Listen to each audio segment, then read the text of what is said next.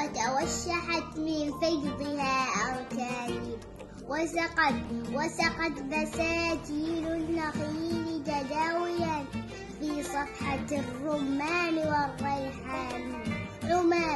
عمان وما أحلى عمان إذا اسمعي خط القصيد حروفها ببيان، تحكي شوارعها شموخ جبالها في جود إنسان وطيب معاني، ولها من التاريخ مصدرها الذي قد شيدته الأسد طول زمان. يا صربانة سيفين والخنجر إنسان، قولي مساء الخير يا أول